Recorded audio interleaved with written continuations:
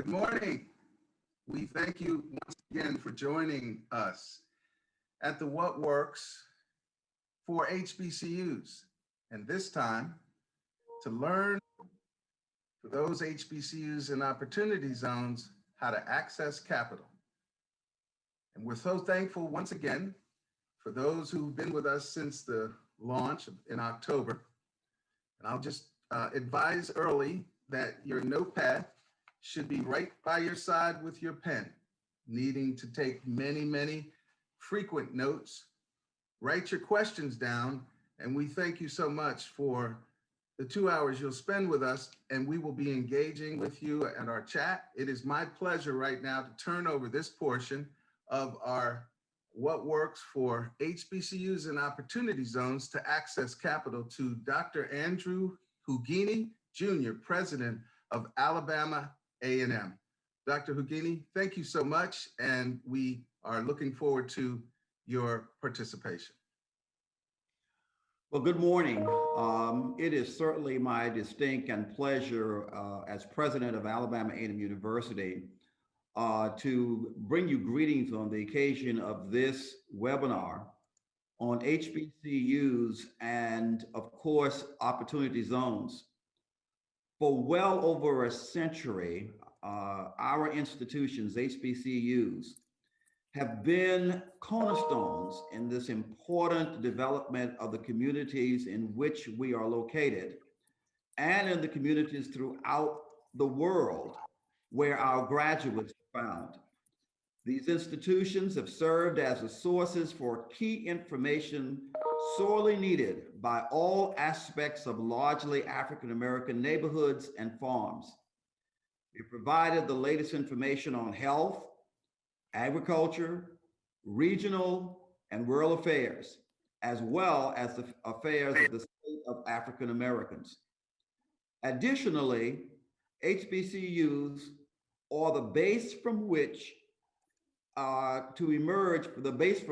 emerged a series of development centers that have focused on programs such as home buyers, neighborhood revitalization, and volunteerism.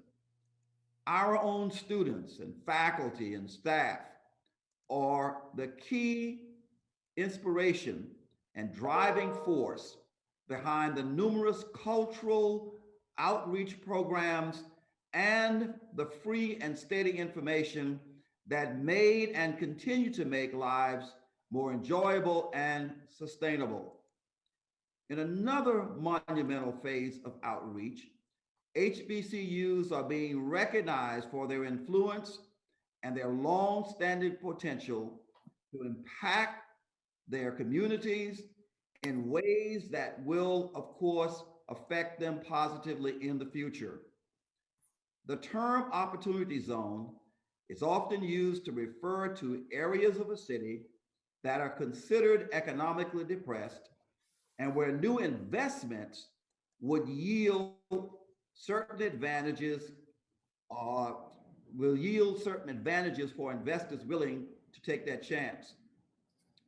Nearly half of all of our HBCUs are located in areas that are or can be designated as opportunity zones. Universities like Alabama A&M University has been referred to as anchor HBCUs because of the partnership that places HBCUs in a position to bring their unique outreach expertise in line with these new resources that can exponentially make a difference among our community and individuals. Moreover, these solid partnerships are key to HBCU's ongoing efforts to uplift the communities of which they are usually found and form the nucleus. HBCUs bring a unique combination of expertise from faculty at the university, innovative solutions generated from research projects from our students, and available manpower through volunteerism to substantially change these communities. What is needed is significant investment, financial investment, by visionaries to improve the infrastructure of real estate and real people to fuel the partnership. We are optimistic about the partnership between our Center for Entrepreneurship, Innovation, and Economic Development and KDM and Associates. This collaboration will provide HBCUs inroads to accessing much needed capital through their more targeted involvement with opportunity zones. Hats off to Dr. Arak and to her team and to Mr. Moore of KDM for pulling together this very important webinar here at Alabama A&M University. We are excited to be a part of this cross-section of expertise. I'm pleased now to present Dr. Minj Sarkar, who serves as our Dean of the College of Business and Public Affairs, who will introduce our speaker, Tommy Dortch. Dr. Sarkar. Thank you very much, Dr. Hugini. It is my great pleasure to introduce our distinguished speaker today, Mr. Thomas W. Dortch Jr., an author, entrepreneur, and a community activist. He has contributed greatly to the economic growth and development in broader Atlanta area. He participated in the media. He was awarded and honored by national organizations, and he contributed greatly to education, particularly to HBCUs. Mr. Dortch, he served as the chief administrator for U.S. Senator Sam Nunn. He was the first African American to serve in this capacity for any U.S. senator. He served as the CEO of Atlanta Transportation Systems and Cornerstone Parking. In terms of his contribution to education, particularly HBCUs, in higher education, he served on several boards of trustees. Mr. Dortch received his master's degree from Clark Atlanta University. Bachelor degree is from Fort Valley State University. When I was at Georgia College at Milledgeville, we used to get faculty from Fort Valley State University that we offered at Warner Robins Air Force Base and also at Macon. So that was my first exposure to an HBCU. So that's all I wanted to present to you. Thank you very much and welcome, Mr. Dortch. Well, let me start by saying good morning to everybody. And I'm really happy to see that you're continuing to communicate and work together and partner together as a community. Of course, Dr. Orak, anytime she calls, I just simply say yes and what time. And while today I have 3 back-to-back events, I had to make sure I was on this because it's important to me as I look at HBCUs and what they've meant to so many of us and what they've meant to me. I have 5 children, and all 5 of my children attended HBCUs. My oldest daughter, Spelman, my second oldest of my children attended the Fort Valley State University. And then my next, Clark Atlanta University. My youngest of my daughters, Fort Valley State University. And my last, and I always say it every time, if he was my first, he would be my only child. My youngest son attended Florida A&M University. And so I've stayed engaged and involved. My foundation for me came from the Fort Valley State University. Of course, the first institution that gave me my foundation was my family, my mother, father, sisters, and brothers. And I received the first degree of my life, and that was a degree of common sense. And every day, no matter what I'm doing, I use common sense. And I just wish more people in our country would use common sense. But that was important for me with the greatest teachers from my family, and then the foundation at Fort Valley State University kind of catapulted me to anything I felt I could do and wanted to do. And I'm 70 years old. I graduated in the last segregated class of my high school in Toccoa, Georgia.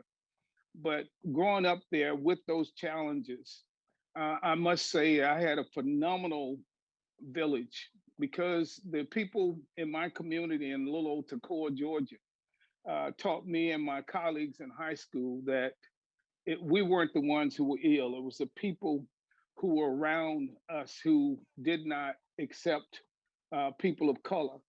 But the majority of people in my community were not that way. And I still say that throughout this country. The majority of people in this nation aren't um, aren't people who are against inclusion, but unfortunately, we don't have enough people speaking up and speaking out. And so we have to continue to do that. When I graduated from high school, I was all state basketball, but the thing that was so important to me was my academic performance in my classroom. 90% of all the teachers, well, really 95% of all the teachers I had in high school came from historically black colleges or universities. And I went to Fort Valley State because my math instructor, I loved math. I actually lost by 0.2 percentage points in being the valedictorian of my class. And Mrs. Woodruff was a graduate of the Fort Valley State University. But I lay this foundation before I give my brief remarks is that I've always been exposed to HBCUs. When I graduated from high school, all of the scholarship offers I got from the big majority of schools was for sports. But Fort Valley gave me a full academic scholarship, as was offered from Morgan State and a few other colleges and universities. And so, because of that, um, one second, because of that exposure, it really laid a foundation for me to understand the value of HBCUs. So today, as we are all coming together and as we face this whole challenge from the pandemic, we we um, we find that we have to focus more, but this is nothing new to HBCUs. We, again, in the early 30s, 1930s, we had over 235 HBCUs. Today, we only have about 105. And the challenges, we've done more with less every time. And so, as you talk about economic development and empowerment and building, if you look at most of our HBCUs throughout the country, we're surrounded by neighborhoods that have been challenged. We're surrounded by neighborhoods that need our support. And I've always been an advocate by saying that we have some of the best minds on our campuses. And so we have to have our young people engaged with our professors in mentoring, getting our young people to work in the local schools and supporting those students in the classroom and those who come from at-risk environments. We don't say, as National Chair of 100 Black Men of America, we don't say children are at risk. We say they grow up in at-risk environments, and we have to change those environments. And so this conversation today is so critical, and it must continue all throughout the year. We must make sure, as we talk about broadband, as we're seeing now the challenges of the pandemic, we were not prepared. Our communities were not prepared. Our too many of our HBCUs were not prepared. But we pivoted, just as HBCUs have always stepped up and met the challenge. Our HBCUs have done what they've had to do to make sure we can have virtual learning, to make sure that we can be operational in these challenges. But we've got to do more. And so, one, think about not just having the professors and having alumni and others engaged. The students have to be a part of this whole conversation and a part of this process. That's got to happen. When I was at Fort Valley State, my junior year, into my junior year, I was elected student government president. We worked with faculty and community leaders, and we created the Citizens and Students Committee for a Better Community. that was important. And I registered 95% of all students on our campus to vote. And we had a pledge, we would not run for office, even though we could have won several of those offices. We supported the community. And it went from having only one African American elected official who was on the city council, who had to go to court to be seated, to when we left, the majority of the council was African American, the majority of the utilities commission that controlled the money, African American. And 1 year after I left, the city elected its first Black mayor. But it was a partnership. And we had the program called Town and Gown that our presidents, that they focused, because you cannot leave the walls, have walls that separate our campuses from the community. We must be a part of those communities. We must be there to work with those communities. So again, I commend you for what you're looking at and what you're doing. I have 6 businesses. I worked 22 years in public service until one day I realized that I would never be paid what I was worth working for someone else. Even though Sam Nunn is still a mentor, Sam Nunn gave me an opportunity to be the first African American in the nation to be a state director for any US senator.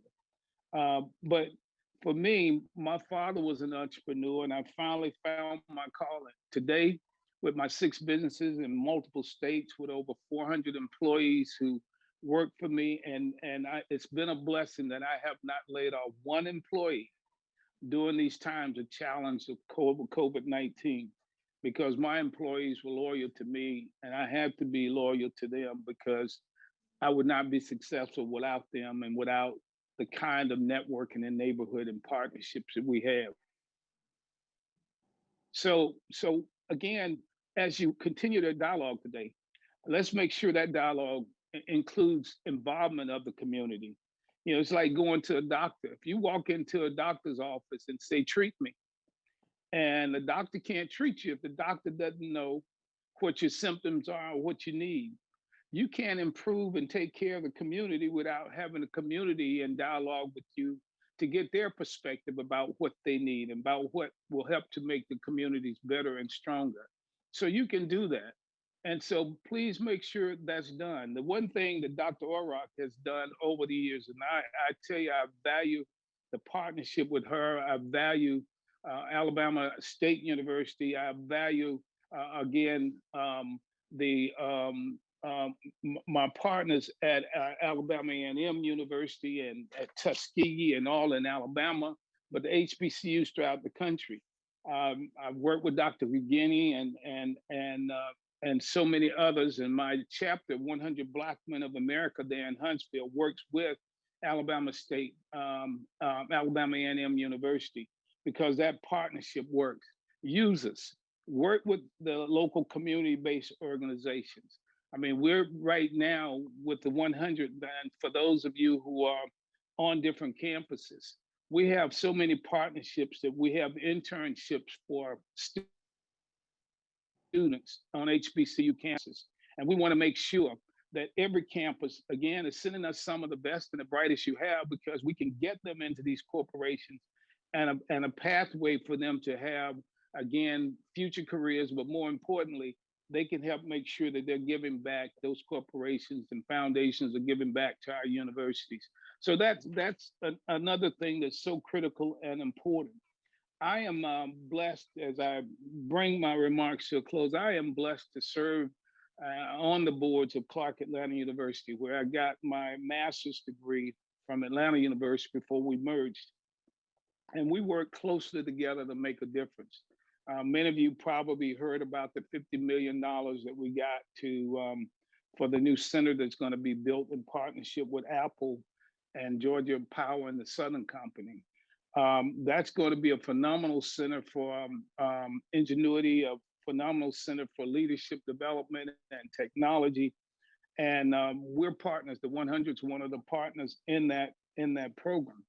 And we're working. I'm a trustee for Florida A&M University and just got confirmed by the Florida Senate again for another 5-year term on their board.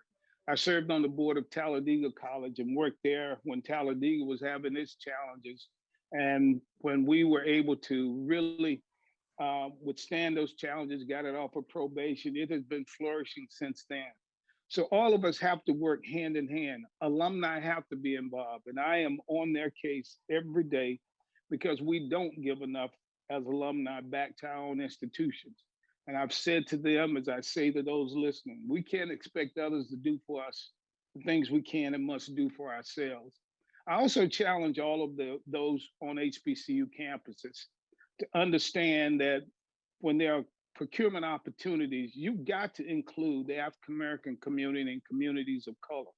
That's one of the things I have mandated has to happen, and the board has agreed at Florida A&M University, at CAU, at Fort Valley State University. For example, we built the last dormitories we built were built by an African American company, H.J. Russell Company. They did it on time, within budget, and it has been one of the greatest facilities we've had. If you don't believe in yourself and your people, how can you expect others to believe in you? And so I challenge us as I come to a close to work together. I challenge us to make sure that we are focused and that we're building communities. And the last thing I say, that those of our color who are not of our kind, but that those of our kind who are not of our color. And so we have to teach our young people, we all have to understand that we're all in this together, no matter what the color of the people. They're people who work in concern and want to be there with us. And so we judge people by what they do and by their commitment. And we should never judge anybody by their color. And so, and that must be done across the board. So our work begins now. We have a brand new administration. I think we're going to see great things from that administration. I've known the vice president for a few years and have worked with her, and I think she's going to do a phenomenal job. I've known President Biden for years and worked with him for years. So, but what we need to understand, our work begins now, folks. So with that, please work hard, stay focused. Getting the elected people elected is the beginning, holding them accountable is the other. So with that, I want to thank you. Have a phenomenal conference today. Dr. Orrock, thank you. And anytime I'm needed, call on me because we're working every year for this sustainability summit for HBCUs. But if we all work together, these great institutions will continue to deliver some of the best leaders of this nation and the world. Will continue to educate no matter what the color of the students on our campuses. And these institutions are part of the reason why America is so great. Thank you and have a phenomenal conference today. Thank you, Mr. Dortch. President Houdini, would you like to? Is he still with us? I am. Yes, sir. Certainly. Thank you so much, Tommy, for all that you do, and particularly for our institutions and what you do in the 100 Black Men. And that is really a phenomenal organization that's making a great impact in our nation. And so we appreciate your efforts there, and we appreciate your effort. It's all about institutions. We look forward to partnering and working with you as we advance these partnerships at our institutions, being anchor institutions where we are located. We certainly have a wonderful opportunity to be even more impactful. So your words have been encouraging and inspiring to all of us. And again, thank you for taking time from your schedule to be with us today.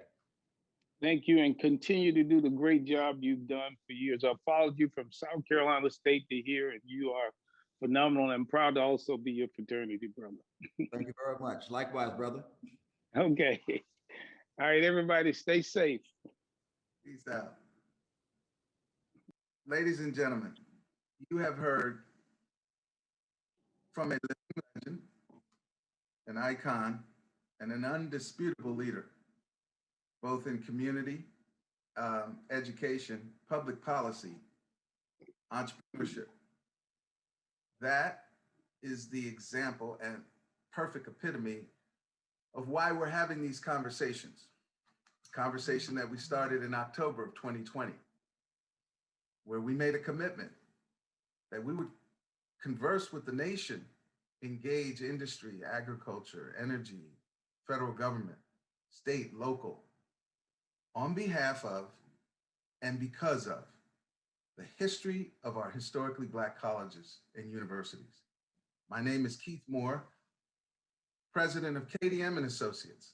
I'm founder of Open Government TV and co-producer of the Innovation in Agriculture and Energy Opportunity Zone Summit, a 5-year commitment to engage you, the audience, to help us ensure that HBCUs become a thriving icon of examples for success when we engage community, leaders, government, industry, and look at the problems that we collectively and collaboratively can solve because of the command and of our understanding of these policies. So it is my pleasure to know that I have had the chance this morning to meet Dr. Houdini Jr. for the first time, who has made a name for himself in South Carolina and moved his abilities, his leadership, his strategic focus on taking an institution where they are, looking at the raw potential and the opportunities and bringing a team approach together. And I'm just so thankful for that experience this morning. Thankful for knowing and having been introduced to Dr. Teresa Arak. As they say, there's no me without you. And it's in that case with Dr. Teresa Arak, and I'm sure that many, including the legend Tommy Deutsch, will agree and has confirmed already that she is truly a leader and a legend of her own time and our time. And we're thankful for all of us today being here to have this conversation. This conversation will move rapidly, ladies and gentlemen. It'll move into information that you must, as we said in October, take your notepad, take your pen, take notes, write down your questions. I'm happy that our intern, Jasmine Scott, is contacting you by chat.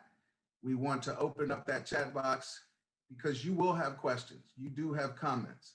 You are hearing things that you didn't know of. I certainly didn't know. As long as I've known of Tommy Deutsch and know Tommy George to the extent that I do, I had no idea of some of the iconic, legendary activity and history, that he has literally helped to stimulate the 100 Black men of Greater Washington, D.C. And that organization, national organization that inspires and mentors young people. We're happy for the young people who are on this conversation because you are included, as he said. You are central to the modernization of America.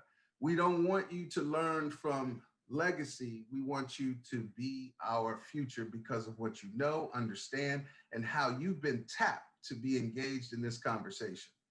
So thank you both. And it's my pleasure to see the Provost, Dr. Wims, Dr. Sarkar, Dean of the Business School. Thank you so much for your introduction of our keynote speaker. It is my privilege now to share with you, some would say the marrow of the bone, the meat and potatoes of Opportunity Zone information. David Morgan, who with time we don't have to introduce bios, is the managing general manager of David Morgan Esquire, his private law firm here in Washington, D.C. There's so much to learn about David Morgan. You will be intrigued in terms of his structure of this conversation with Mary Burke Baker of K&L Gates, and also a minority-owned, woman-owned investment banker, Robbie Jones from Kipling Jones Advisory. We thank you for coming to us all the way from Houston, Texas, vis-a-vis Tennessee, and your own experience as a HBCU grad, not only you, but your family's legacy of HBCU investments. Without further ado, I'll be back to you, but I tell you, as I've told you in October and every other session, get your notepad, get your pens. You're about to learn things that you didn't know before about opportunity zones. It could make you wealthy. it could make you empowered to engage your communities in a commanding way. So, ladies and gentlemen, David Morgan, founder and managing director of D. Morgan and Partners. Thank you so much. David, bring us on. Thank you, Keith, for that introduction. And thank you all for joining us for another installment of the IAEOZ webinar discussion series on empowering HBCUs to help unleash the promise of the Opportunity Zone incentive. Before I start, I also want to thank Dr. Auroch and the AM University leadership for this conference. And I really want to thank Mr. Deutsch for his comments. They were very inspiring. And as someone who has watched and saw just your trailblazing efforts, it's great to be here with you. I'm excited to jump in and introduce our Blue Star panel of experts. But first, I want to make clear why we're here and what we're setting out to accomplish.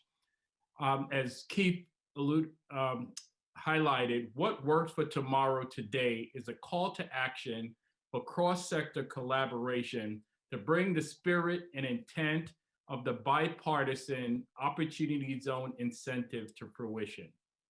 The IAEOZ webinar series is intended to serve as a trusted platform to develop a consensus-based and actionable strategic plan for that collective action. Our specific aim is to examine the promising strategy of leveraging HBCUs and other minority-serving academic anchor institutions to facilitate public-private partnerships between public, private, and civic stakeholders that seamlessly connect Opportunity Zone capital with high-impact economic and community development projects that are a win-win-win for the investors, community residents, and the taxpayers. And yes, Mr. Deutsch, the community residents are definitely prominently part of this strategy and will be engaged in this effort. Each installment of the series will consist of practical, actionable, and consensus-based discussions with policymakers, key stakeholders, and leading experts in the economic and community development ecosystem. The goal being to align on a concrete and strategic action plan. Now, the 5 key themes are, and these are important, uniting around one clear mission, coordinating and collaborating the essential backbone in an aligned strategy, securing adequate and appropriate funding, ensuring accountability and measuring impact, and winning and maintaining support from a broad range of public, private, and social sector stakeholders. With that, I would like to introduce you to our esteemed panel of experts. Our first panelist that I'd like you to help me welcome is Ms. Robbie Jones, President of Kipling Jones Advisory Services. Robbie is the founder and president of Kipling and Jones and Company, which is an investment firm which focuses on public finance, and also the president and founder of Kipling Advisory Services, which provide Opportunity Zone funding counseling services. Robbie's firm has had the opportunity to finance numerous projects on the campuses of HBCUs while simultaneously forging relationships with traditional and alternative investors. Robbie is also a go-to consultant for fund sponsors and developers engaged in Opportunity Zone financing. Welcome, Robbie. Thank you, David. Our next expert panelist is Mary Baker, who's the head of the Opportunity Zone practice for K&L Gates. Mary co-leads the Opportunity Zone practice at K&L Gates, where she's worked for almost 3 years since prior to the inception of the program on structuring and analyzing and really advising all stakeholders about how to comply and make sense of the changing and complex Opportunity Zone rules. She's worked in her practice, she has worked with investors, fund managers, project developers, entrepreneurs, and is an expert on all aspects of the Opportunity Zone incentive. Please join me in welcoming Ms. Mary Baker from K&L Gates. Good morning. All right, so a little bit of housekeeping. I'll promise to leave about 10 minutes at the end for audience questions because we're going to go through really quick and you're going to get some great information. So please submit your questions in the chat and we'll try to get to them before we're done with this discussion. Sounds good? Sounds great. All right, so let's jump in with our first question. Right off the top. So HBCUs and or its developer business partner has identified a project. Mary, how do they determine if the project qualifies for Opportunity Zone financing? And if yes, where do they start? And also tell us what are the legal and accounting steps involved in the process? Well, thank you, David, and good morning, everyone. And thank you to Alabama A&M and to Keith for inviting me to participate today. It's my honor and pleasure. So David, your question is a very important one. In our Opportunity Zone practice at K&L Gates, we have well over 120 clients that are ranging from the investors and everyone else, as you just described. And what we often see are folks that have really great ideas and absolutely no idea how to make their vision become a reality. And it can be kind of heartbreaking when you see these wonderful, innovative ideas or ideas that are really going to help a community, but it takes some practical steps to get from that vision to reality. So conferences like this are very important to help increase the awareness both of the OZ incentive and what OZ can do for a community, but also just to kind of equip you with some of the tools and information so that you can go forward. And I will start by saying that there's a lot of misinformation out there about opportunity zones. There's the statute itself is only about 8 pages long, but the regulations are hundreds of pages long. So there's, and for every rule, there's an exception or some nuance. So it's really important that you get good counsel and get off on solid footing so that you don't inadvertently make a misstep or a mistake that is going to disqualify you from qualifying for the OZ benefit and result with some very unhappy investors. You don't want to move, you don't want to be in the middle of, you think you have your capital stack lined up and then find out, oh, the rug has just been pulled out because you failed to cross a T or dot an I, or maybe even worse yet, you don't want investors finding out 10 years down the road that they don't qualify for the OZ benefits after all. I imagine that folks, there's probably varying degrees of knowledge on this webinar about how the Opportunity Zone incentive works. So I'm just going to spend a few minutes just kind of going over some of the very basics of what the Opportunity Zone incentive is and some of the basic requirements. And again, as I said, there's an exception for almost every rule.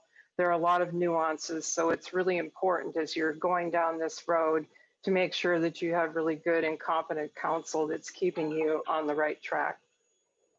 So very briefly, what the Opportunity Zone incentive is it's a tax incentive for investors to incentivize them to invest capital gains into disadvantaged areas, census tracts that have been designated as opportunity zones. And these census tracts were identified and nominated by the governors of the states and then basically rubber stamped by the Secretary of the Treasury. So they are intended to be a ground up, not a Washington, D.C. down type of incentive. And there are 3 benefits for investors. If they have 180 days from the date that the general rule is they have 180 days from the date that they realize their capital gains to invest those capital gains in an opportunity fund. And fund is kind of, it is a fund, but that sounds kind of lofty and kind of, Wall Street-ish. And it doesn't have to be anything nearly that complicated. It just needs to be basically a partnership or an, LLC or corporation that's been formed for the purpose of accumulating these capital gains to invest in opportunity zone projects and businesses. So when the investor invests in the opportunity fund, they can defer paying tax on those capital gains that are invested in the fund for until your tax year 2026. So very simple example, I have $100 of capital gains in 2021. I don't have to pay tax on that $100 of capital gains until tax year 2026 if I invested in an opportunity fund. Another benefit is that if I invest before December 31st, 2021, I get a 10% step up in my basis, which means effectively that when I pay tax on my $100 of capital gains that I invested in 2026, I only have to pay tax on $90 of that because I have a 10% increase in my basis. But the real benefit to me is going to be if I hold on to that investment in the opportunity fund for at least 10 years, then when I sell my interest in the fund, any capital gains, any gains that I have on that investment are completely free from federal income tax. So it doesn't matter whether I make $1, $100, $1,000, $100,000, $1 million, a gazillion dollars, it's all going to be free from federal income tax. The states vary. Some states have gone along, have conformed with the federal rules, some have not, and some are still in the process of deciding what they're going to do. So it varies from state to state. But those are the three primary benefits for investors. So you can see if you have a successful Oz business, and Oz does not make a bad business a good one, but if you do have a solid business and you sell it at a profit, there's a huge upside for investors to make that leap and to make the investment initially. Some other just basic ground rules of the opportunity zone incentive is that the business or the project, say it could be a low income housing project, or it could be a medical clinic, it could be a restaurant, it could be a dry cleaners, it could be any sort of an operating business. It must be a for-profit business. Has to be located in an opportunity zone. And generally any tangible property that is involved with the Oz business has to be acquired after 12/31/2017, which coincides with the enactment of the Oz incentive. And the tangible property must either be original use, built from the ground up, or it has to be substantially improved, which means that you need to basically double the cost of whatever you put into it in the first place within 30 months of the date of acquisition to meet the substantial improvement test. And it's really important to remember, if you think about this as a funnel, all the opportunity zone capital gains that are going to eventually be invested in the Oz business have to go through an opportunity fund. So if you think of the fund as like a funnel, all the capital gains have to go into the funnel and they have to go through the neck of the funnel, and then they are invested in the opportunity zone businesses. You can't invest directly in an opportunity zone business. It's a really important rule. Of the funds that are invested in the opportunity fund, at least 90% of those assets of the fund have to be invested in an opportunity zone business, or you can be subject to a penalty and maybe potentially be determined by the IRS that you're not really a qualified opportunity fund. At least 50%, if you're investing in an Oz business, and that can be a business to develop a project, to develop a commercial real estate, housing, and an operating business, that at least 50% of the gross revenues of the business have to be from the active conduct of the business in the opportunity zone. And there's different tests for that the IRS has put out. It can be based on wages, if you're paying at least half of the wages of the business to people working in the opportunity zone, if at least half the services of the businesses are provided in the opportunity zone or emanating from the opportunity zone. In the case of a service business, for example, you can go like a lawn service, you can go outside the opportunity zone to actually perform the services, but the base of the operation has to be located within the zone. If you have intangibles, if it's more of an IP focused type of business, at least 40% of the intangible assets of the business have to be used in the opportunity zone business, in the opportunity zone.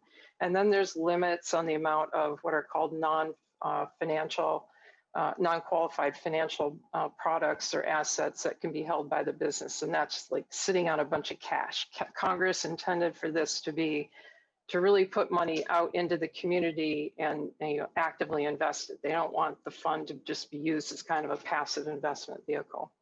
There's certain types of businesses that don't qualify. They're kind of known on Capitol Hill. They're kind of called colloquially as sin businesses. So that can be things like tanning salons and massage parlors and liquor stores. And curiously enough, golf courses fit within the purview of a sin business. And then throughout this, there are all sorts of important timelines and thresholds that it's important that you meet. So in addition to those general rules, and in addition to just kind of generally knowing how to do a project or to operate a business, there's also some legal processes and procedures that are necessary to start to set up a qualified opportunity fund and to set up the opportunity zone business. And I'm just going to give you just kind of a general overview of that list, just to kind of give you a sense of the legal types of processes that you'll need to deal with. And I give you this list not to scare you off, because everything is manageable. It's something we do all day, every day. But it's just important that you have a realistic expectation that you're just not going to go from having an idea today to operating an Oz business in a couple of weeks. There's some legal hurdles, well, not hurdles, that's the wrong word because that sounds kind of pejorative, but there's some legal processes and procedures. Check the box that you need to follow.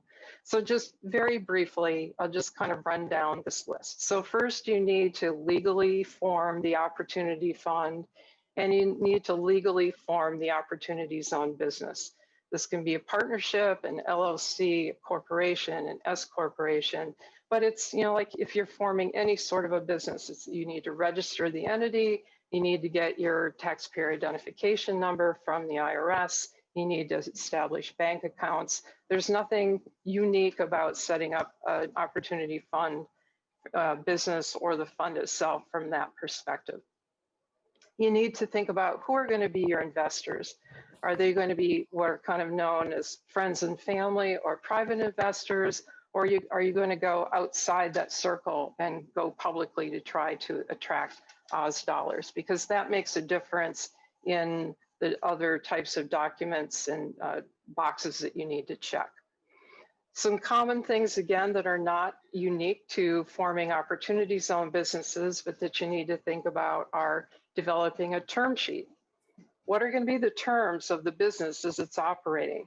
The terms and conditions of so that the funds and the business and the investors and the business partners know, what are the actual terms, the rules of the road for that particular business? What are the expectations of that? And there's special, we call it kind of magic language, magic opportunity zone language that you need to sprinkle in to these term sheets and some of these documents to say this is intended to be an opportunity zone business, just to kind of cover your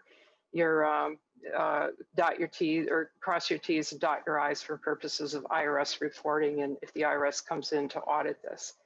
And then there's operating agreements, which are just kind of what they sound like. It's sort of like, okay, what are going to be the day-to-day, how is the business going to operate, who's going to be responsible, who's going to be making decisions, how are the funds going to be distributed, that sort of thing. You need that as well. If it's going to be a private type of offering, but maybe outside just the core investors or managers in the fund, you may need a private placement memorandum, which is basically just an offering memorandum that describes the terms, the operating agreements, just sort of the rules of the road. So that, think about it, if you as an investor, you're going to be investing in something, you kind of want to know that there's good rules of the road and there's going to be good management and transparency and accountability for the way that that fund or that business is going to be operated. If it's going to be a public offering, if you're going outside, it's a private offering, then you need to consider whether or not you are going to be triggering SEC rules and regulations and registrations. And there are exceptions. You can go outside in certain cases. You can solicit funds publicly and still not, you can work around some of those SEC rules. But again, it's important to have good counsel to be able to advise you on that. And you certainly don't want to trip up on SEC reporting. You don't want the SEC coming knocking on your door and saying, hey, what are you doing? You've violated some of our rules. Then there's just a couple more things before I wrap up. There's the tax planning.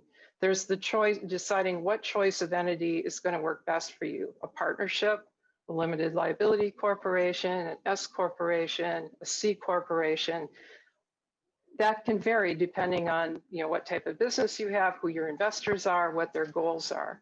And then you need to think about how are you going to structure this? Are you going to have one opportunity zone business per one opportunity zone fund?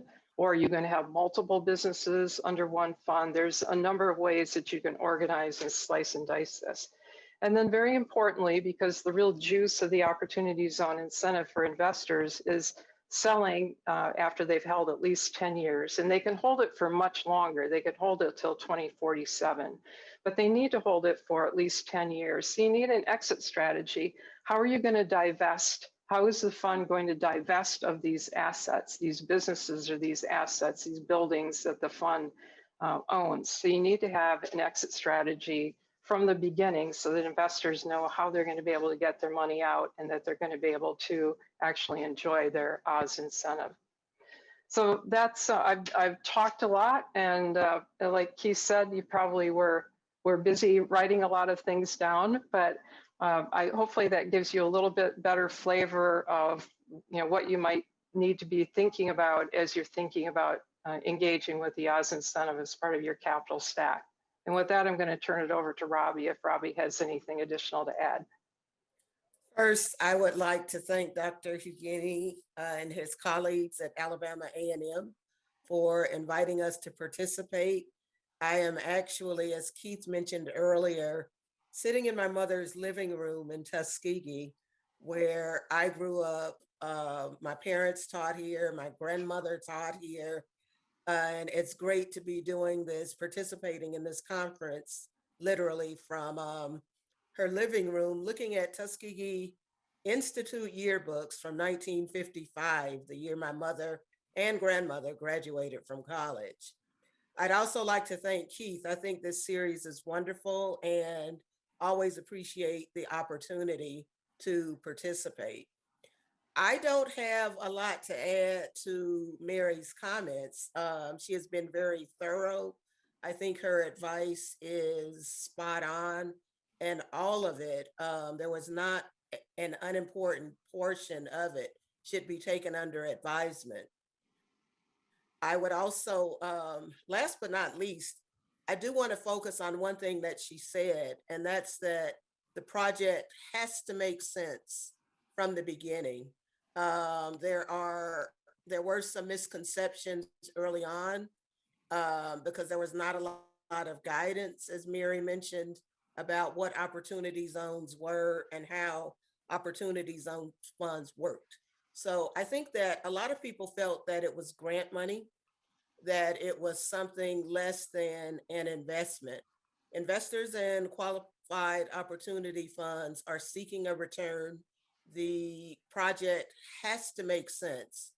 The opportunity zone investment can kick it over the edge, but it cannot make the project work if it's not going to anyway. And with that in mind, I would just echo again Mary's comments about the need for excellent legal advice, excellent accounting advice, and to the extent that any feasibility studies are needed for any aspect of the project, whether it's real estate, hospitality, a business, make sure that as sponsors, you get the very best expertise that you can afford comfortably and utilize it and follow that advice. Thanks, Mary and Robbie. That was incredibly thorough and helpful. And before moving on to the financing and how do you find the money, Mr. Dorch talked a little bit about engaging the community. So I really want to ask both you, Robbie and Mary, from best practices. I know there's issues around sort of impact and reporting. Some of it may not be officially mandated, but it's likely to happen. So can you talk a little bit about some of the best practices in engaging the community as well as in reporting and ensuring that the project in fact benefiting the community? I'll jump in. Engagement, reporting are things that the initial legislation did not really address for various reasons. I think that will change. From a community impact standpoint, it's absolutely necessary. It's almost impossible to say that the legislation has been effective if there are not reported instances of how and when it has worked.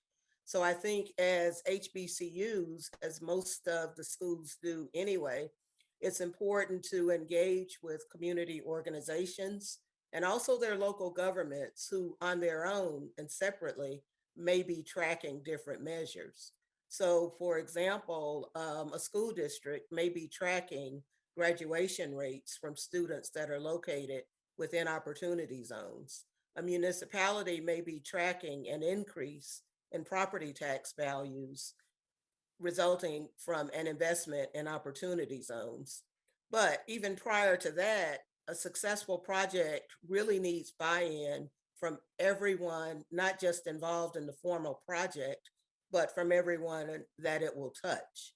So that includes residents, in surrounding areas. It includes if it's businesses, customers, consumers, et cetera. And one of the hallmarks of any successful project in any serious sector is engagement, early engagement and buy-in from all stakeholders, including and especially those you don't think about until it's too late. Thank you. Marion, anything you want to add on that? I would just add, I think Robbie covered it pretty thoroughly, that there is legislation that has been introduced and is expected to be reintroduced in this Congress that would put into the Internal Revenue Code the requirement for transparency and reporting and accountability.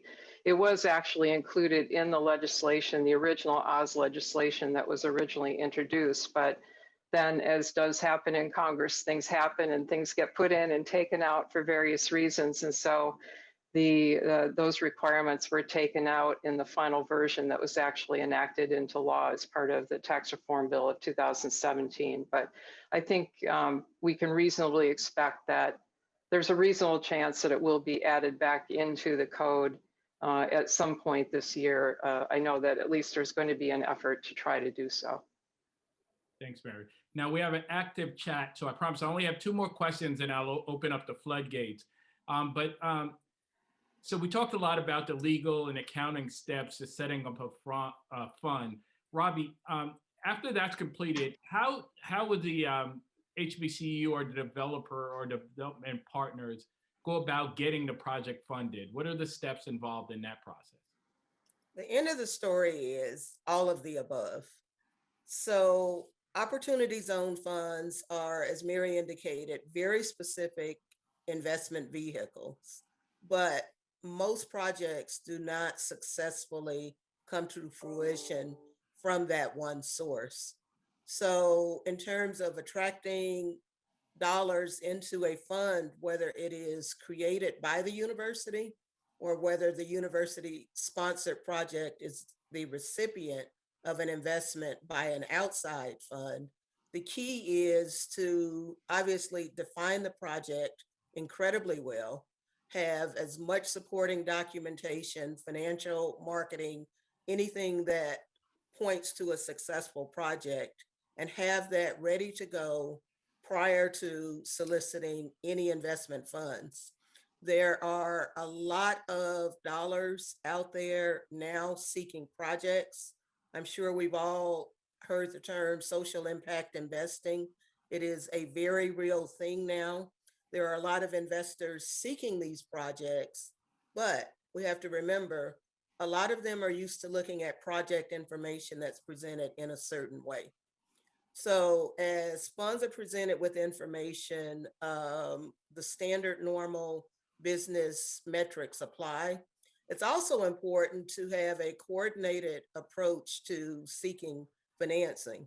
So, and it can be messy, and this is why it's helpful to use firms like Mary's or mine to help sort it out. A real estate project literally may have 4 to 5 different layers of financing. You'll hear the term capital stack. It's a fancy way of saying who's paying for my project and what are the terms there. All of that needs to be done in concert with each other.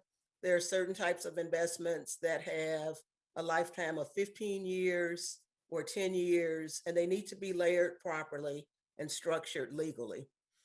There are other sources of funding for opportunity zone projects that may be outside of the pure opportunity zone fund. A lot of community banks receive certain extra check marks for their lending activities within opportunity zones, and that can be a very attractive source of capital. There are also other institutional investors that might have reason for supporting projects. They might not want to do it through an opportunity zone fund, which is fine. The project needs capital. So I would say work very closely with your professionals to attract capital from as many sources as are reasonable and make sure that everything presented has been legally validated and all supporting documentation is presented in an easy to understand manner. Thanks, Rob. Mary, any insights or observations in making sure as you're filling out this financial stack that you don't knock yourself out of OZ compliance? There's really no requirement that an opportunity fund provide X amount of financing for a particular project. So an opportunity fund can be a very small part of the investment in that project or business, or it can be 100% of it. You can have multiple opportunity funds investing in one opportunity zone business. You can have a business where an opportunity fund is investing and then you have non-opportunity fund investors, because if you don't have capital gains to invest, there's really no reason to invest through an opportunity fund, and you just have those extra hoops to jump through. So you can, as I said, you can slice and dice this a lot of ways. So you can't really, well, I hesitate to say can't, because the imagination runs wild. Somebody could come up with something really, really off the wall. But under normal circumstances, there's really not a way that you're going to kick yourself out of Oz status depending on the investment. How you're going to kick yourself out of Oz status is if you don't know the rules and the regulations and you're not following those rules and regulations. Thanks, Mary. That's a very important point. I have to reiterate, really have a good, competent counsel and make sure they're with you throughout the entire process. One more question before I open it up. Robbie, you were talking a lot about building a capital stack. What happens if you go into the process and you realize you need additional project assistance or support to get your project done? Any tips or advice on what the HBCU or development partner could do at that point? Where can they go? What are the available resources that might be available? Now, that's Mary, if you could jump right in at the end as well so we can expedite. Great question. The initial answer is most universities have financial resources currently available to them. So tap those, but in the process of tapping those, make sure that they are not just protecting your interests from a fiduciary standpoint, but also well-versed in opportunity zone language to be able to offer good advice. I would then reach out beyond the university to those external sources. And, the third layer, but arguably the one that investors look to, are your outside truly independent third-party support staff. So it's your legal team, it's your financial advisory team, it's your, community engagement professionals. Those types of people can really help build a capital stack because they all have resources that a university or other project sponsor may not be aware of, but that are, again, truly looking for projects. And HBCUs are very attractive right now for a lot of very unfortunate reasons to potential investors. All right, thank you so much. All right, so now the moment you guys have all been waiting for, we're going to open it up to panel questions. The first one is easy. I'm sure Keith and his team will provide the contact information and bios for all the panelists. So we'll make sure you can contact these amazing experts. The first question is from Timothy Maurice Webster. Oh, Timothy, how do we hack the inherent bias in the system that favors projects that are safer when there's a lot of risk in these communities, especially opportunity zones? Because of the incentives will be conservative and the zones require more progressive aggression. So the bottom line is, how can we get to the high impact projects as opposed to the easy ones that probably would have happened anyway? Well, a couple of thoughts come to my mind that it is absolutely true that, in addition to just the risk of making an investment, many see investments in opportunity zones as having an added element of risk. And I think that's one reason why we have seen more real estate projects as opposed to operating business projects in opportunity zones, because they're kind of more of a known quantity and maybe considered to be a little less risky. I think that there are, there's any number of efforts in Congress. There's already things like new markets tax credit, low-income housing tax credit. Congress is, considering actually, expanding some of those benefits and incentives to make them more attractive, maybe to twin up with the opportunity zone incentive to sort of mitigate some of that risk. Because that's one thing I didn't mention, is that there's absolutely no prohibition against twinning and the opportunity zone incentive with any other federal, state, local incentive that you can find. If you can qualify for both of those incentives or 5 incentives or however many incentives there are, you can certainly take advantage of that. Another way is, I think that the Trump administration did a very good job of being very proactive on opportunity zones. And one of the things that President Trump established was the White House Opportunity and Revitalization Council, which basically was a directive to all of the executive branch agencies to take a look at all of the low-income, low interest rate loans and grants and other types of incentives across the federal executive branch, to kind of scrub those, to cut out the red tape so that it would make it easier for opportunity zone projects to be able to qualify for some of those incentives. I hope that the Biden administration continues that sort of a focus and commitment to the opportunity zone incentive, because I do think it was very effective. I believe there were around 180 loans and grants and other types of incentives that were identified, that they tried to make it easier to move opportunity zones to the top of the list and help them to qualify for those types of incentives and benefits. Thank you so much. So I have a series of questions from Mike Green that I'm going to try to break them down. The first is around sort of data and on the projects. Is there a way to find out how much have been invested in OZ in opportunity zones to date, and how do you access information about what's going on with the program? We don't personally track that. There's no central database to register if you have an opportunity zone fund, unfortunately. So the IRS is trying to get its hands or its head around that through some of the information reporting, but that's not all going to be made public. I would say that the Economic Innovation Group is one think tank that has, I think, done a very good job at trying to gather together some of that information about what's going on with opportunity zone funds and incentives. And so I would encourage you to visit their website.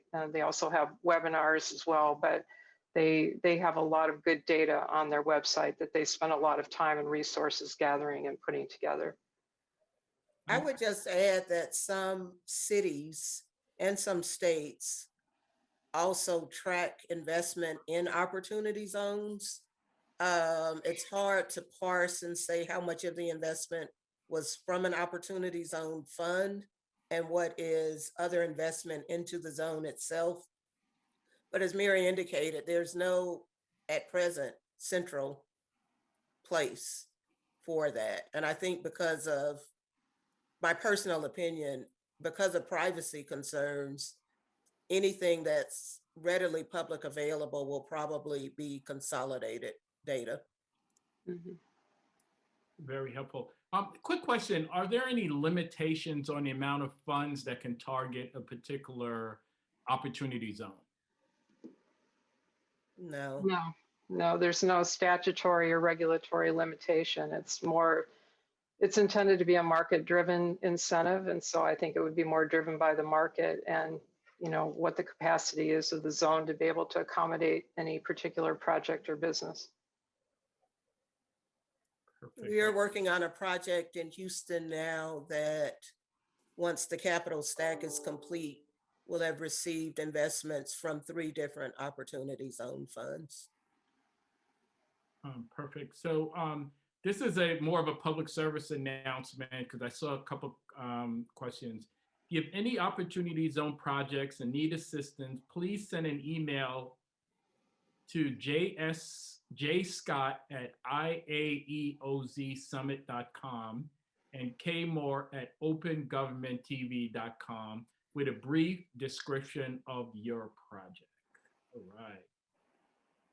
Well, this is an easy one. Where do we find competent legal and other consultants for our project? Here we are.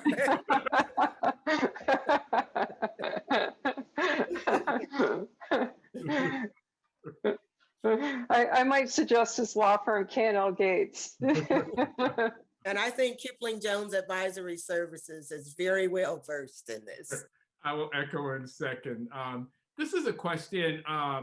Why are HBCUs attractive to qualified opportunity zone funds? And why is that attraction? Unfortunately, according to Robbie Jones, is the underlying motivation predatory? That is such a great question. Certainly that concern is there. And I will go so far as to say that the concern is valid. I will also, however, say that a lot of times HBCUs have benefits that they don't fully take advantage of. For one thing, they have longevity. They have been operating institutions in a lot of cases, most cases, for more than 100 years. That gives investors comfort that the institution, the sponsoring institution, will be an ongoing concern. Number 2, most HBCUs financials, and I'm talking about underlying credit now, are very readily available. If they're public institutions, they, by definition, financials have to be publicly available to anyone who cares to see it. Those institutions that have issued debt have also issued offering memorandums, which are very readily available. So from a transparency standpoint, HBCUs are visible, their financials are visible, and there's a lot of comfort level that goes there. Because of a lot of historical factors, HBCUs tend to be located either in large urban areas or in small rural areas. There's not a lot in between. Both of those areas are very attractive for investors in both businesses and real estate for different reasons. Urban areas are attractive because of the opportunity for growth and the density required to make almost any type of, especially real estate project, residential real estate project work. Projects located in rural areas, for those schools located in rural areas, they are attractive right now for investors for projects that are more business oriented, but that tend to need a lot of space. So I'm thinking, for example, of industrial facilities, data centers, a lot in the tech and energy spaces are hot investment targets right now. And a lot of HBCUs are quite fortuitously well positioned for that. Thank you. So I have a related, this is coming from me, and I'll go back to the chat, but I would like if Robbie and Mary, you can talk about some of the other key stakeholders in the opportunity zone space that HBCU or developer can go to either to particularly become a strategic partner, to find information, incentives. I'm thinking about faith institutions, I'm thinking about local government or state government agencies. If you can kind of talk about some of the players outside of the developers, the funders, and the fund sponsors themselves. I'll very quickly just say that, again, most HBCUs have existing relationships with some of the biggest quiet players in the opportunity zone space. And I'm referring specifically to some of the larger foundations. The Kresge Foundation is very, very involved in the opportunity zone space and is quietly teaming up with for-profit investors to support investment. The Bill and Melinda Gates as well, Jeff Bezos' ex-wife, all very interested in HBCUs. A lot of you all have benefited from some of their largesse in recent years. But I would absolutely, if I were an HBCU, look at the relationships with foundations which are currently supporting the schools. Mary, any local government or any sort of federal or public institutions that you? Yeah, I think Robbie's points are all great. I work with some economic development corporations of communities that are just generally trying to attract investment to the area. So they are always very receptive to new ideas or any potential investments that are going to create jobs and economic activity in their area. I think tax exempts, I see that there's a question on tax exempts.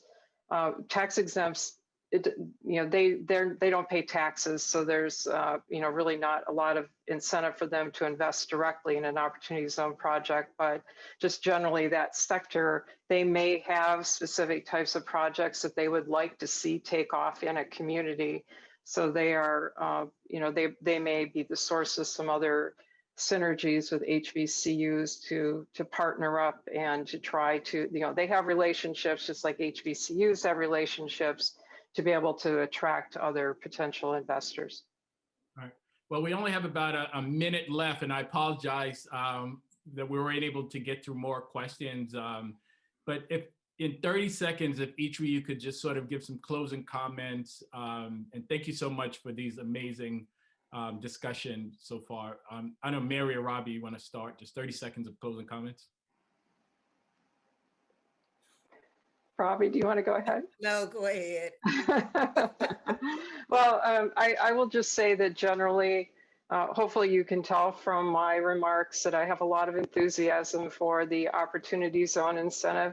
It is not a perfect incentive and nothing in the tax code is, but you can't let perfect be the enemy of the good. And I think that it just holds huge potential for attracting capital investments that can do a huge amount of good, particularly as the economy in the country is emerging from COVID. And, we've seen the debate in DC about federal funding, but this is a great opportunity for private funding to be able to really focus on impact investing and really doing, as Keith likes to say, doing well while doing good. Robbie? I absolutely confer. To me, as a banker, opportunity zones represent a very good marriage between finance and public good. And I think HBCUs are incredibly well positioned to benefit from that. Well, join me in thanking the amazing panelists of experts. Again, if you have want more information or to reach our panelists or to talk about a project, email jscott@IAEOZ summit.com, and stay tuned for future webinars as we continue to delve deeper into the subject. Thank you all. Thank you. Bye-bye.